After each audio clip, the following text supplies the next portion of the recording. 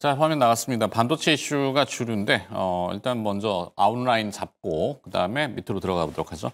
유니스토리 자산운용의 김장렬 투자전략본부장 함께하겠습니다. 어서 오십시오. 네, 안녕하십니까. 네. 네, 반갑습니다. 자, 먼저 매크로 짚어봐야 되는데 자, 네. 금리 얘기입니다. 어제 미국 연준의 FOMC 오늘 새벽에 발표가 됐고 네네. 시장 예상은 금리 동결, 예상대로 동결. 그리고 또 파월 의장의 연설도 별반 특이한 내용은 없고 원론적인 것들 그렇죠. 지켜보겠다 이 정도인데 트럼프 대통령은 계속 지금 막 불불 끓겠죠. 금리 인하 안 한다고. 자, 우리나라도 29일 이번 달 29일 목요일 날 조금 이례적으로는 날짜가 좀 뒤쪽으로 갔는데 그러겠네요. 29일 목요일 날 금통회의를 하고 금리 결정을 하죠. 네네. 자, 일단 먼저 FOMC부터 들여다볼까요? 네, 오늘은 두 사람, 트럼프, 파월 둘 다 노를 했습니다. 네. 어떤 의미로? 선제적으로 관세 인하 중국 끌어당기기 위해서 조금 낮춰주면 안 돼, 미리? 네. 라고 트럼프한테 물어봤더니 노! 네.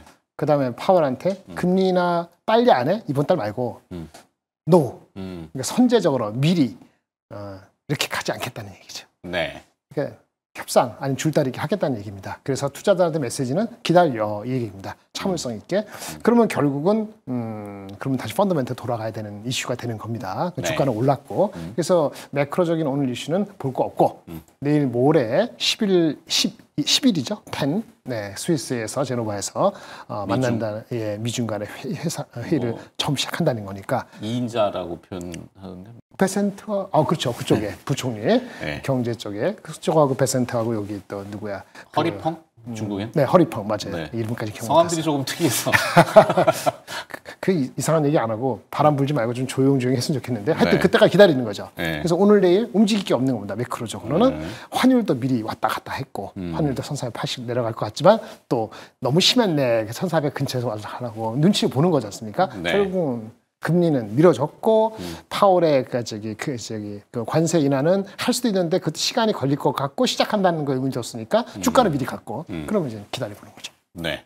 자, 지금 현재 미국의 기준금리가 4.5%. 네. 우리나라 기준금리가 2.75%. 네네. 우리는 지금 이제 상황이다 보니까 물론 네. 이제 5월 말, 5월 29일 네네. 그 며칠 후에 대선이 있잖아요. 네네네. 사실 대선이라는 정치적 이벤트를 앞두고 기준금리 움직이기는 쉽지는 않을 겁니다. 그렇죠. 근데 이제 이번에는 아마 동결하고 스탠스를 조금 이렇게 풍길 때 그렇죠. 도비시하게 네. 우리는 지금 성장 필요하잖아요. 네. 난리잖아요, 사실 내수도 맞습니다. 그렇고. 예. 아마 도비시하게 그 금리 인하에 대한 뉘앙스를 좀 언급하지 않을까. 5월 29일이 중요합니다. 그죠? 5월이 목요일인데 네. 5월 29일이 새벽에 그 엔비디아 실적도 나옵니다. 아, 미국에서. 왜 중요하냐면 미국보다는 한국이 더 중요하죠. 네. 가장 큰 게 삼성전자, 하이닉스하고 우수수 다 거기 있기 반도체. 때문에. 그런데 또 그 금리 인하 여부 내지는 인하는 안 하더라도 코멘트가 있을 거라는 건데 죄송한 말씀입니다만 금리 인하는 못할 것 같습니다. 우리나라? 네. 선제적으로 하기는 그렇죠. 어렵죠. 어려울 것 같고요. 그분의 그 성향으로 봤을 때 네, 2000년 그분이 전쟁. 네, 네. 내년 4월까지인가 5월까지잖아요. 임기.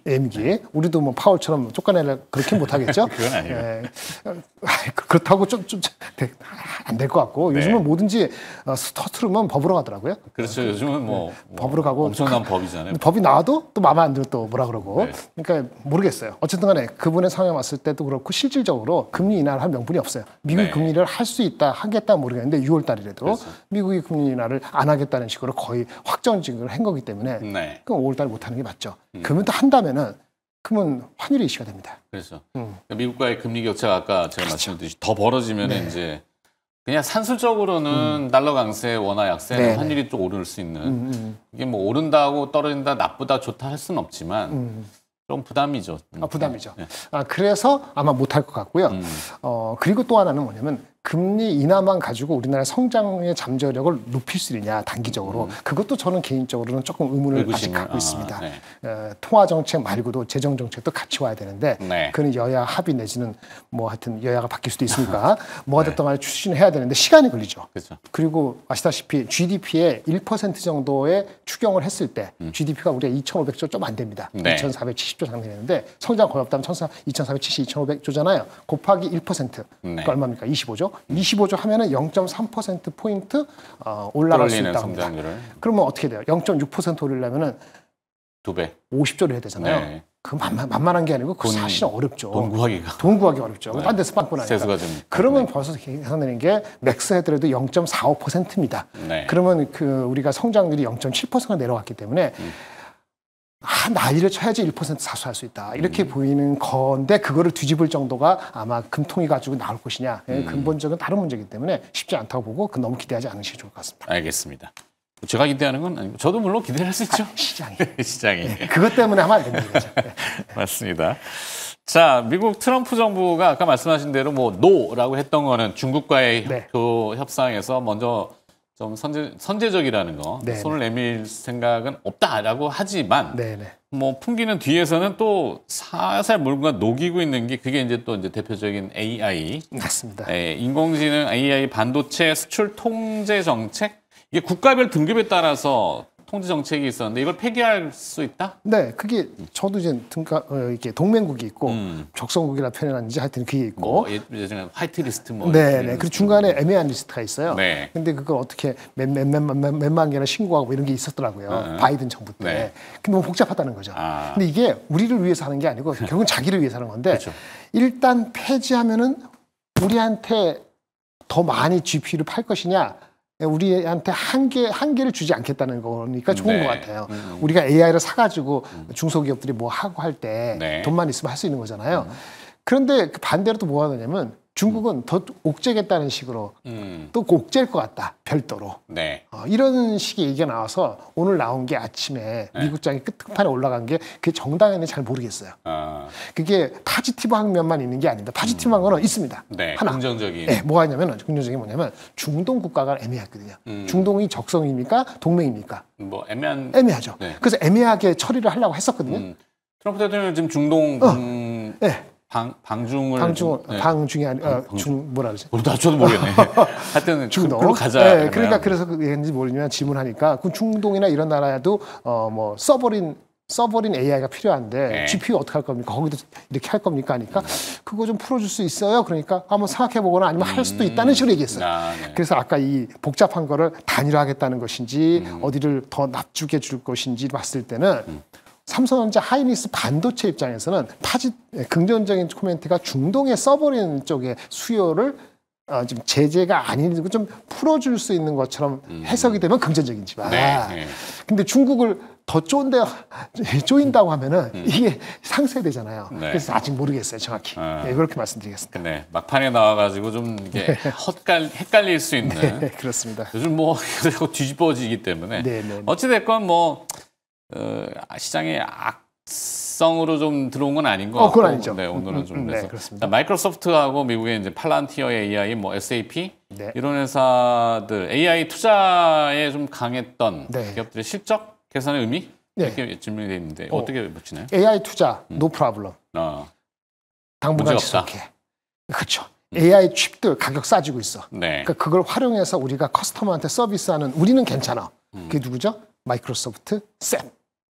팔란티어도 마찬가지. 네. 근데 팔란티어는 당일날 많이 빠졌죠. 어저께. 그 빠진 거는 너무 많이 올랐어요. 너무 많이 올라서 빠진 것뿐입니다.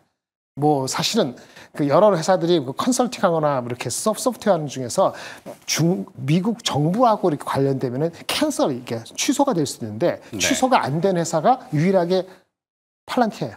IBM도 취소된 게 있거든요. 근데 팔란티어는 있을 수 없어요. 주가만 많이 갔을 뿐이에요. 궁극적으로는 결국은 AI를 서비스하고 B2B를 하고 이런 업체들, 하드웨어가 아닌 주식들은 노 프로블럼은 얘기입니다. 지금 말씀드린 이런 주식들은 4월 2일 또는 작년 9월로 11월 돌아가더라도 네. 주가가 다 올라 있습니다. 엄청나게. 반면에 그 AI에 좀 동참을 좀 늦게 하거나 좀 애매하거나 아직 관세 협상이 있는 하드웨어적인 거는 이제 힘든 상황이 아직 지속되고 있어서 그것들이 주가가 안 가니까 미국 주가가 바닥에서 12% 올라왔습니다만은 네. 작년 11월 또는 보다 훨씬 6천을 돌파 못하는 것이 얘네들이 못해서 그런 게 아니고 하드웨어라든지 관세 이슈가 되는 애플 이런 것들 또 구글 오늘은 이런 것들이 이슈가 되는 거죠. 네. 이 메이저 기업들이라고 해야 되겠죠. 그렇죠, 사실은. 그렇죠. 뭐 약간 소프트하고 연상한 기업들은 좀 빠르게 움직이는데 큰 기업들은 결정 내리기가 쉽지는 않고 정책의 모호성과 관세의 모호성 이런 것들이 잠재되어 있기 때문에 네. 자 그러면은 사실 그 어제 이제 뉴욕 증시 말씀하셨는데 애플이나 뭐 구글 이런 빅테크의 메이저들은 주가가 좀 지지부진했거든요. 구글은 오히려 주가가 떨어지고. 그러니까 이 이슈, 뭐 AI 반도체에 대한 선별적인 그 수출 통제 이게 이제 폐기 쪽이라면 확 그쪽도 불붙는 게 맞지 않았을까? 근데 이번에 아주 중요한 게 나왔어요. 네, 반독. 구글 반독점 재판에서 네. 애플의 임원이 참석해서 코멘트를 하는데 아주 충격적인 말을 했습니다. 어떤 말이죠? 우리 그 애플도 사파리 브라우저라고 검색하는 거 있거든요. 네네, 거기가 자기네들도 처음으로 10년인가 20년 만에 검색이 줄었대요. 그러면서 AI를 넣겠다는 얘기예요. 그래서 네. 오픈 AI, 퍼플렉스티 많잖아요. 네. 퍼플렉스를 그렇게 칭찬하면서 퍼플렉스티를 자기네 사파리에 넣겠다는 얘기를 하면서 뭐라 얘기하냐면은 전통적인 검색, 누굴 얘기하는 거죠? 구글 검색이에요. 네. 전통적인 검색 시장은 궁극적으로 이런 AI로 대체될 가능성이 크다라는 식으로 얘기했다는 얘기가 전해지면서 네. 구글 주가가 8% 빠진 거고요. 그러게요. 애플도 AI를 지금 본격적으로 아직 못했잖아요. 그러니까 AI 스스로 지네들도 스스로 마이너스 2% 지금 5일째 빠지고 있는 거죠. 그래서 말씀드린 것처럼 AI 늦었고 그다음에 AI가 빨라지면은 일단 피해를 볼 수 있는 검색 시장. 그래서 오늘 네이버가 빠진 이유가 이거랑 관련됩니다. 간접적인 영향. 네네. 그러면 앞으로 전망은 어떻게 될 거라고? 그러면 이런 늦게 되는 업체하고 네. 아까 소프트웨어 잘 나가는 업체하고 갈라지는 게 더 심해질 수 있어요. AI 칩은 싸지잖아요. 네. LMM도 그렇고 칩도 그렇고 왜 화웨이 경쟁하지 딥시크 나오지 않으니까 AI를 서비스할 때 구성 요소들은 싸지는 거예요. 네. 그러니까 소프트웨어, 물리적인 구성 요소는 좀 그렇죠. 세일스포스, 마이크로소프트는 승승장구를 할 수 있고 네. 그런데 하드웨어적으로 막 들어가야 되는 애플, 엔비디아는 터프한 거죠. 근데 아까 중동 지역을 좀 풀어주는 것 같으니까 조금 올라가긴 했습니다만 네. 궁극적으로는 하드웨어 쪽으로는 경쟁이 있으니까 터프한 거예요. 그런데 아주 긴 그림을 보면은 어쨌든 검색 시장을 우리가 구글이나 네이버 하는 게 아니고 AI로 대체되면은 큰 시장, 제본스의 로 기억나세요? 시장 자체가 AI로 대체되면서 AI 성장률이 올라간다는 거기 때문에 전체적으로 좋은 건데 이게 소프트웨어하고 하드웨어하고 경쟁이 있는 곳하고 경쟁이 없는 곳하고 단기적으로는 더 벌어질 소지도 있다. 이렇게 이해하시면 되겠습니다. 네. 어제 저희 집사람이 그 초등학생들 네네. 이렇게 조금 영유아들 뭐 가르치는 걸 하는데 한 초등학교 2학년 된 친구가 우리 집사람이 뭘 이렇게 검색을 할 때 익숙한 사람들은 우리 녹색창을 그렇죠. 많이 쓰잖아요. 녹색창 안 할까? 그러신 초등학교 친구가 예. 뭐 아직도 그걸 쓰세요라고 하면서 요즘은 다 너튜브로 검색을 한다고. 그렇죠. 세상이 변하는 거잖아요. 너튜브는 그래도 구글이 또 그렇죠. 좀 모여서 아니에요. 유튜브. 네. 하지만 그게 중요한 게 아니고 AI로 되는 거죠. 네. 퍼플렉스티, 오픈 AI, 엔트로피. 알겠습니다. 소프트웨어적인 것들 파워. 자 그래서 최근에 뭐죠? 그 투자 전략은 뭐 여쭤봤고 네네. 방산, 뭐 전력, 컨텐츠 이쪽으로 네네. 좀 더 영역을 확장해 볼까요? 이 심플합니다. 삼성전자, 하이닉스 반도체가 소부장 말고요. 네. 확 올라오면은 이 섹터들에서 이익 실현이 세게 나오죠. 오늘 아침도 그럴 뻔했죠. 네. 그렇죠. 근데 반도체가 세게 못 가면 생각보다 그러면 가던 놈이 갑니다. 가던 놈이 이상한데 가던 곳이 계속 갈 수 있는 포모 현상이 끝판까지 왔을 때까지 갈 가능성이 있어요. 포모가 들어왔어요. 네. 근데 끝판에 왔느냐? 그렇지 않습니다. 포모가 들어왔다고 생각하는 거는 밸류에이션이 아주 편하지 않은 주가들을 다 왔습니다. 대표적인 게 방산. 네. 콘텐츠도 약간 그렇고 조선도 그렇고. 변압기는 좀 다릅니다. 좀 미리 조정받아서. 네. 어쨌든 최근에 뭐 반도체 말고 몰리는 것들을 보면은 올라갈 만큼 올라갔고 밸류에이션은 싸지 않고 네. 이제 목표 주가 올리는 게 점점 각도가 낮아지고 있습니다. 올리는데 그러니까 조금 이상한 소리 나면 프로핏 테이킹 나오고 이런 전국에 들어갔다. 근데 한국에 유동성 자금이 들어와서 우리나라 자금은 패시브로 사지 않으면 환율이 안정적으로 1,400에서 올해 연말까지 1,430까지 천천히 간다는 그런 안정적인 포켓에서 나와야지 패시브 자금이 들어와서 올라간단 말이에요. 네. 그렇지 않으면 이렇게 순환매에서 포모 현상으로 가고 순환매가 계속 일어날 것 같아요. 오케이. 무슨 뜻인지 알겠습니다. 삼성전자가 완전히 우뚝 쓸 때까지. 삼성이 우뚝 쓰는 거는 하이닉스가 우뚝 쓰는 거는 삼성보다 하이닉스가 우세하다고 보고 있지만은 네. 아까 8월 29일 날 5월 29일 날 우리 한 금통위가 중요한 게 아니고 엔비디아의 실적보다 코멘트가 매우 중요합니다. 여태까지 갖고 올라온 거 오케이예요. 하드웨어에 대한 이슈가 되기 그렇습니다. 때문에 그때까지는 방산 전력 콘텐츠 강세가 쉽게 꺾일 가능성이 높지 않아 보인다.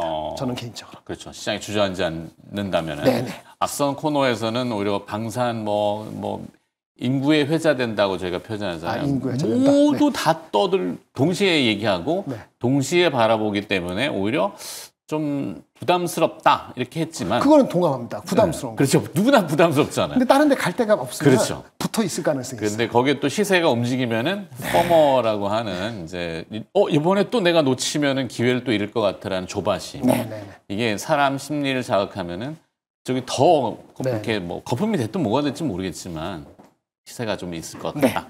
네. 아 그게 이제 좀 이렇게 밸런스가 눈높이가 맞춰지려면은 묵직한 장기 자금들, 그러니까 패시브라고 들어와야 하셨죠. 되고. 네, 그게 이제 들어와서 장치 산업들에 대한 삼성전자, SK 대한민국 좀더 대표되는 묵직하게 더 들어가야 그렇습니다. 된다. 그게 5월 말까지 어떻게 될지는 조금 더 지켜봐야 될 것 같지 않을까 알겠습니다. 싶습니다. 자, 그래도 뭐 개별적으로 기업들이 몇 가지가 있을 것 같은데, 네네. 그 기업들 몇 개 소개시키요. 근데 방산주 네. 대표주, 뭐 변압기 대표주, 엔터주 대표주가 뭔지 다 아시죠? 엔터주는 하이브, 네. 뭐 변압기는 뭐 HD 현대 일렉트릭, 방산주는 하나 에어로스페이스잖아요. 네네네. 근데 다 목표 주가라든지 가는 게 묵직하고 힘들잖아요. 그렇죠. 근데 펀더멘털이 흔들리는 게 아니죠. 네. 그럼 그 키 맞추기 위해서 밑에 있는 회사들이 갈 수도 있습니다. 뭐 제가 말씀을 이게 드립니다만 주가가 미리 갔기 때문에 네. 오늘 어떻게 하라는 말씀은 아니지만 그렇죠. 그럼 방산주에서는 MNC 솔루션. MNC 솔루션. 여기 시가총액 1조 가까이 갔습니다.